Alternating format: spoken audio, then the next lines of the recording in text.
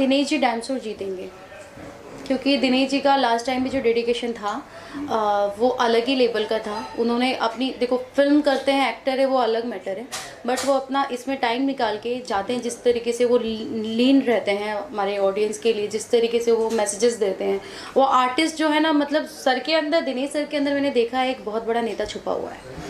तो वो जीतेंगे ही जीतेंगे, ये मेरी इनर सोल बोले, क्योंकि इस बार वो बहुत मेहनत कर रहे हैं।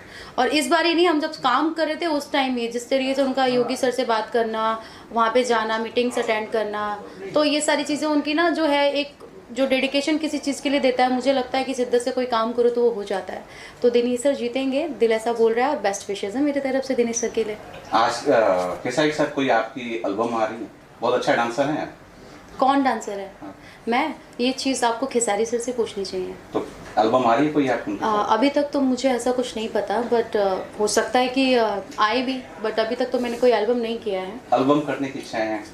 एल्बम नहीं बोलेंगे, गाना करने की इच्छा है। एल्बम क्या मतलब, लाइक एल्बम तो पहले के टाइम में एल्बम आता था, जो एल्बम आता था, अभी कहाँ एल्बम आ रहा है, तो अभी गाने आ रहे हैं।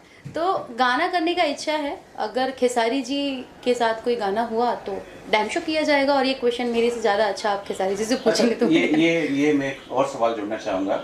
एक एक्ट्रेस ने इसी तरह जो आप बता रहे हैं कि एल्बम के ऊपर जिस तरह से आपने अभी बोला, तो इसको लेके आप बोलते हैं, कुछ एक्ट्रेस ने आप पे इल्ज़ाम लगाया है कि आप एक घमंडी टाइप की हैं, एल्बम को ज़्यादा वरीयत नहीं देती, फिल्म को देती। मैं घमंडी टाइप की हूँ? नहीं, बिल्कुल नहीं है। मेरी, मैं उन एक्ट्रेस की बात कर रहा हूँ जो एल्बम करती है, वो बोल रही है इस तरह। मैं आपको बताना चाहूँगी कि देखिए, एल्बम बहुत ही अच्छा, एल्बम भी आजकल अच्छे बन रहे हैं, और एल्बम और फिल्म में बहुत डिफरेंट है, डिफरेंसेस दोनों में है।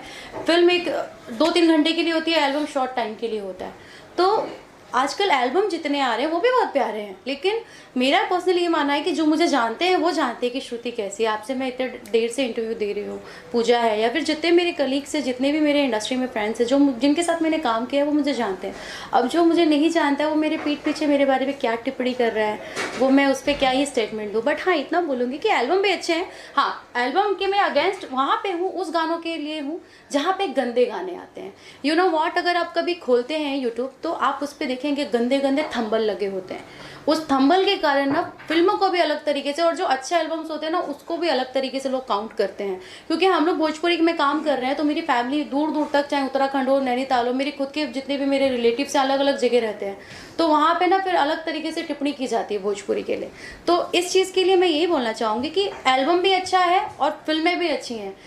फिल्म जो है वो हमारी 2 से ढाई घंटे के लिए बनती है, और जो एल्बम है 4 से 5 मिनट का गाना होता है। बहुत सारे गाने होते हैं, मतलब उसका एक लिमिटेड होता है। लेकिन अगर यहाँ पे किसी चीज़ के अगेंस्ट श्रुति राव अगर बयान देगी, तो इस चीज़ के लिए देगी कि गंदे गाने जो आते हैं, किसी क्या नाम लेके जो गाना गाया जाता है, जो किसी चीज लोगों के ऊपर टिप्पणी करके, टारगेट करके गाया जाता है, वो बेकार है। बाकी सब अच्छा है मेरी। अच्छा, मैं